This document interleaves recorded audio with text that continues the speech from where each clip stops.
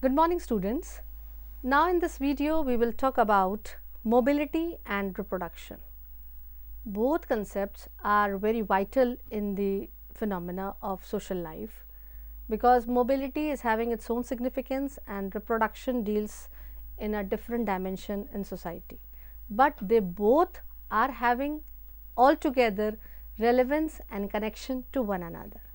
What actually the term mobility means, how it is connected to the social scenario, means what actually the term social mobility means, and what actually the term social reproduction means, that's all we will discuss in this video in detail. So let's start with the topic mobility and reproduction. By social mobility is meant any transition from one social position to another. Means in a social setup or in any setup, definite positions are holding by different institutions, by different people.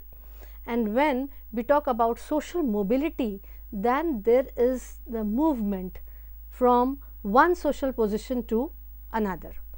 Change in social positions involve generally significant changes in life chances and lifestyles. This is very interesting because to every position of a life in a society, there are certain privileges or certain problems are associated, and when there is change in that social position, definitely change takes place in that opportunities, in those life chances and in those lifestyles also. The concept of social mobility is classically defined by P.A. Sorokin, the famous sociologist, and according to Sorokin, the shift of position may be undertaken by an individual or social object or value. Means anything that has been created or modified by human activity can experience social mobility. Without this, it is not at all possible to have mobility. For any mobility, definitely a person or an object have to move its position. And when we talk about the social mobility, chances and opportunities all get changes because of change of position from one stratum to another. Implicit in invoking the concept of social mobility is the recognition of gradation in society. The gradation is normally done in terms of power, prestige and privilege. Means to every position in the society, there is definite grade in the society, and this gradation is decided or framed or talked about on the basis of power. Means how much power a particular position is having, what is the prestige of that particular position in the society, and what are the privileges which are associated to that position in the society. That is to say, a hierarchical structure that operates in society, and this opens up with the possibility of sociological investigation of whether or how an individual or group gains or loses power, prestige and privileges in a society. In other words, along a line of hierarchy, whether one moves up or falls down signifies the change of a social position, that is social mobility. Definitely, time taken to effect the change of any social position may vary from one society, from one person to another, from one society to another society, but the dimension of social mobility are many.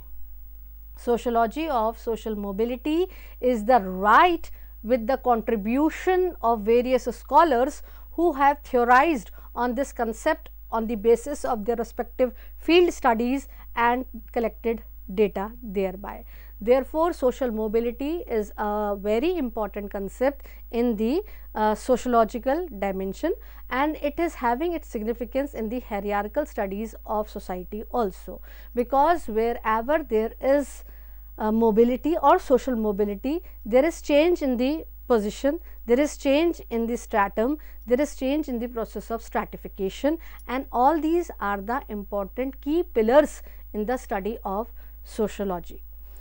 If we talk about the important or prominent forms of sociology, we will popularly come across two types of mobility. One is horizontal and another is vertical mobility, which is given by famous sociologist P.A. Sorokin. According to him, horizontal social mobility means movement by individual or groups from one position to another in society, which does not involve a shift into a higher or lower stratum, means in a similar strata. When there is shift in this way, that is horizontal mobility. According to Sorokin, a horizontal social mobility means the transition of an individual or social object from one social group to another situated on the same level.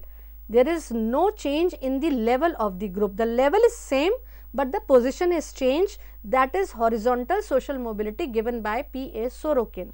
With respect to the American society, transition of individual as from the Baptist to the Methodist religious group, from one citizenship to another citizenship, from one family, that is of as husband or wife, to another by divorce or remarriage, from one factory to another in the same occupational status, are all examples of horizontal social mobility.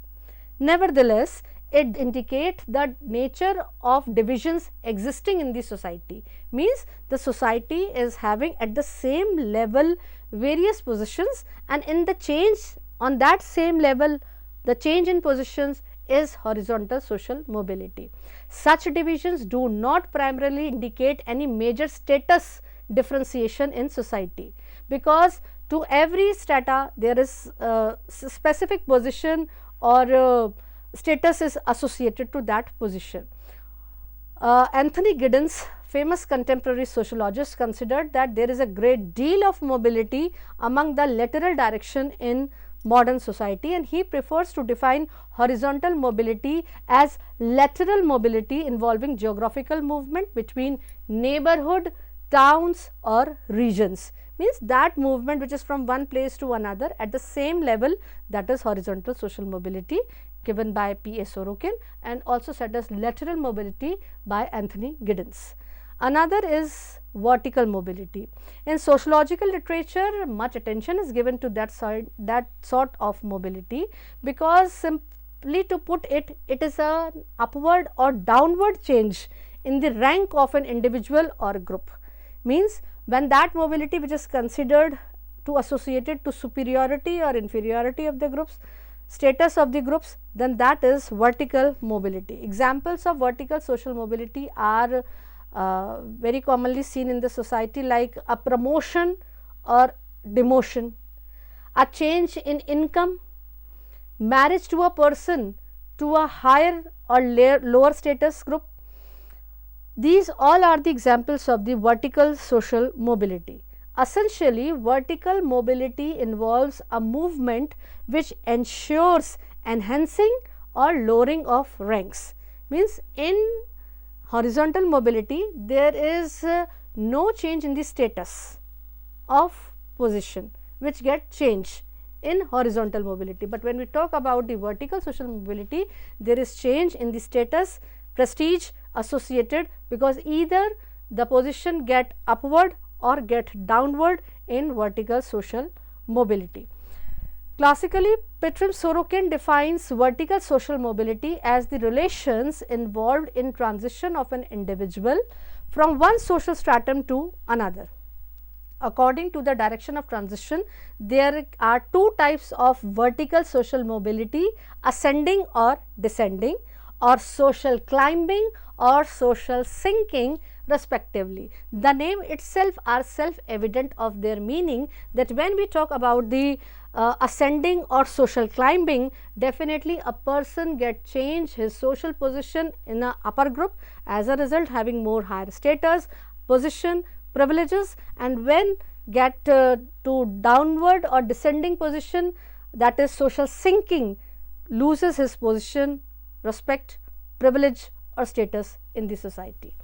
Here again Anthony Giddens given his perspective, and he refers to vertical mobility as movement up or down the socio-economic scale. According to him, those who gain in property, income or status are said to be upwardly mobile, while those who move in the opposite direction are downwardly mobile. Means those who are having higher prestige, higher position, get more privilege, more status they are enjoying, more facilities they are having in their life, definitely they are having their upward social mobility, rather than those who are having all these dimensions in less number.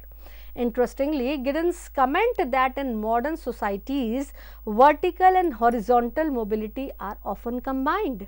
Often one form of mobility leads to the other. For instance, one individual working in a company in one city might be promoted to higher position in a branch of the firm located in another town or even in a different country.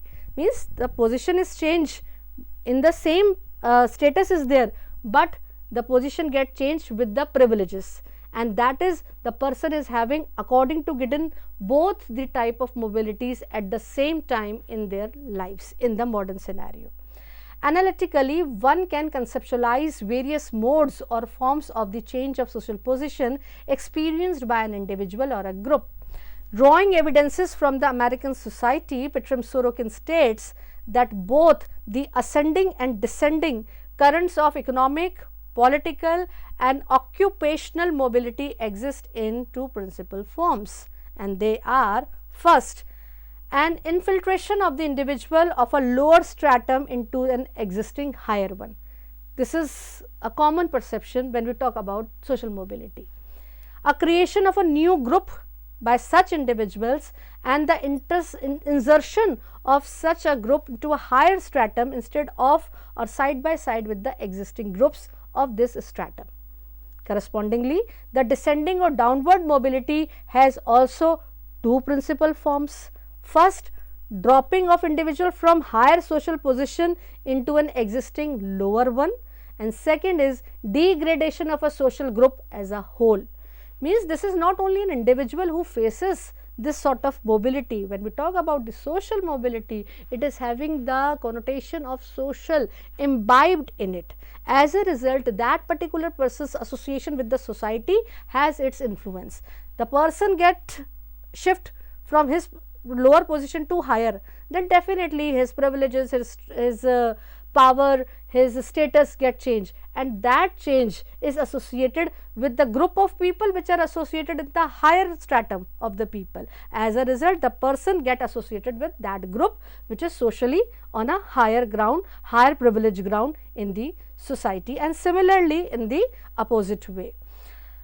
So, if we talk about a different form of sociology, social mobility in the current scenario, a more recent treatment on forms of modes of mobility is advanced by Ralph H. Turner.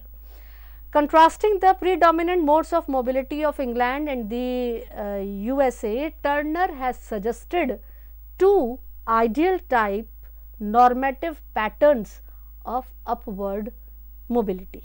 Now, let us talk about that. What is given by Ralph H. Turner? They are: first, contest mobility. Contest mobility is a system in which elite status is the prize in an open contest and is taken by the aspirant on efforts. Means that position which a person get when he contests that competition. The term elite is used by Turner in a simplified sense to mean high class category, while the contest is governed by some rules of fair play and the contestants have wide choices in the strategies they may employ. Since the prize of successful upward mobility is not in the hands of established elite to give out, the latter cannot determine who shall attain it and who shall not. Therefore, there is contest mobility given by Ralph H. Turner. Another category given by him is sponsored mobility. This is that mobility where the established elite or their agents recruit individuals into their fold. In this case, elite status is given on the basis of some criteria of supposed merit and cannot be taken by any amount of effort or strategy. Upward mobility is like entry into a private club where each candidate must be sponsored by one or more by other members. Ultimately, the members grant or deny upward mobility on the basis of whether they judge the candidate to have these qualities to see in their fellow members. In a more simpler way, if I am going to define it, then contest mobility comprises a situation where the elite status is the goal which is achieved in an open contest. Success depends on the aspirant's own efforts. This means that the contest is governed by some rules of fair play and it complies the successful upward mobility not in the hands of the established elite. Similarly, sponsored mobility is the situation where it is established elite to recruit individuals into their group. As the name itself suggests that it is sponsored, means there is someone else who is making this decision to appoint an individual in that mobility. Now, if we talk about the dimension and implications of mobility, then in order to operationalize the concept of social mobility and to study its various forms, we need to discuss the various dimensions of this type of mobility, and the prominent among them are: first is intragenerational mobility and another is intergenerational mobility. As the name itself signifies that either one can study individual's own career, how far they move up or down the social scale in the course of their working lives. This is usually called intragenerational mobility. Alternately, one can analyze how far children enter the same type of occupation as their parents or grandparents. Mobility across the generation is called intergenerational mobility, and this is very commonly seen in our society also, that certain children carry forward their parents or grandparents' business. So, to compare their progress is regarded as intergenerational mobility. In other words, study from the standpoint of changes over the lifespan of an individual is a case of intergenerational mobility study, and if the study is undertaken from the standpoint of changes within family over 2 or more generation, it would be a case of intergenerational mobility study. Intergenerational mobility is also popularly known as career mobility. To find out about career mobility, people are asked to identify the jobs they held at various points in their lives. Means at the beginning, whether you are at what position or how you started your career, then how you grow in your career, and presently your position, whatsoever be your position, is definitely must be different from your original position, then that is your intergenerational mobility. Studying the American occupational structure, Blow and Duncan have found that a person's changes of moving up the occupational ladder are strongly influenced by 3 factors. First, amount of education. Second, the nature of person's first job, and third is their father's occupation. A very beautifully, diagrammatically, figuratively, they both have tried to give their explanation that this is their father's education which influenced the son's education, and that influenced son's present occupation. Now, father's occupation and son's first occupation also hampers or sometimes provide good opportunities to son's present occupation. Means these 3 factors Duncan's and Blow explained in their study, that this is the amount of education, how much, what education they received. Second, their nature of the first job, what actually their first job was, and what is their father's occupation, because in their study they tried to prove it that their father's occupation marked an impression on their son's occupation also. So, there is the range of mobility. When people move up or down the social scale, they may travel through one or many strata. It is very but obvious. Your first job is quite different from your last job, and while traveling through this gap, one have to travel from various stratas, and the social distance thus covered is denoted by the term range. It could be shift covering from a short social distance, that is short range shift, and a big slide across a number of strata is also possible. There is one popular film in Bollywood named as Slumdog Millionaire, can be traced as an example of that sort of example of mobility, where a person come across very fastly from various stratas, from a lower strata to their topmost level on the basis of their earning, either on the basis of the occupation, on the basis of their education, or so can be any. This is case of a long range mobility. The study of career mobility or intergenerational mobility, which deals with the changes during a person's working life, covers rather short period and does not throw much light on how class is inherited. Also, such a study throws less light on the nature of society as such. To judge the extent to which a society is open or closed, it is always better to compare the positions of parents and children at similar point in their career or at a similar ages. That is, intergeneration mobility studies are more fruitful in sociological researches, because definitely with the changes over the time in the occupational life also, in the educational life also get changed.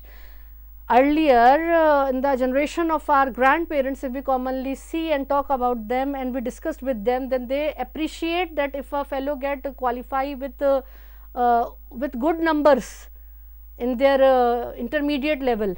And nowadays to have 99.9 percentile is again a big question mark, because the competition is so tough that certain positions cannot be availed until unless you are cent% having marks accreditation in that relevant area. So you cannot say that exactly the position which your father was having, definitely in his age that position is very important, but in the present age the position get changed because of the various factors socially, economically, politically surrounding the present generation.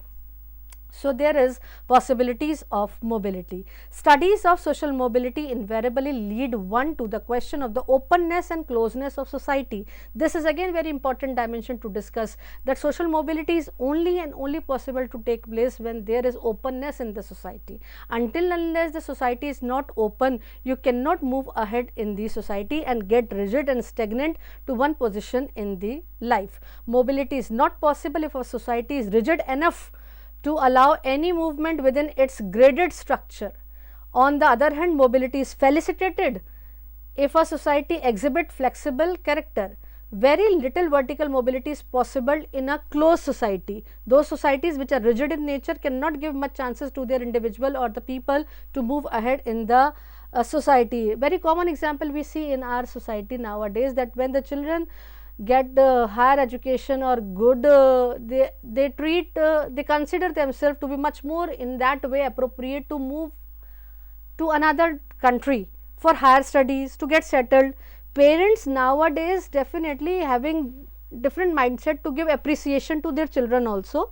Okay, you can do this, or they support them, but until unless this support is not given, then revolution takes place or children get rebelled, but they do what they want to do. In that condition, this is a conflicting situation in the family also, in the society also. As a result, it is seen that parents adopt a midway, that they support their child in getting education and allowing them to get what they actually want to survive or go through in their life. Pre-modern Colombian India more or less approximate having such type of lives. In contrast, an open society allows for greater vertical social mobility. However, even in open societies, people cannot move from one stratum to another without resistance. And resistance, or another term is revolution, is always there when there is change from one stratum to another.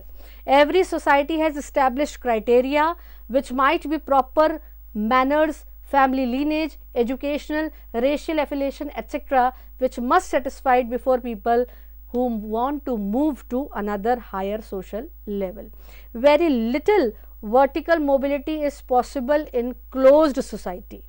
Pre-modern Columbian India more or less have this type of example, because it's not easy to cross the barriers of family lineage, education, racial affiliation, etc.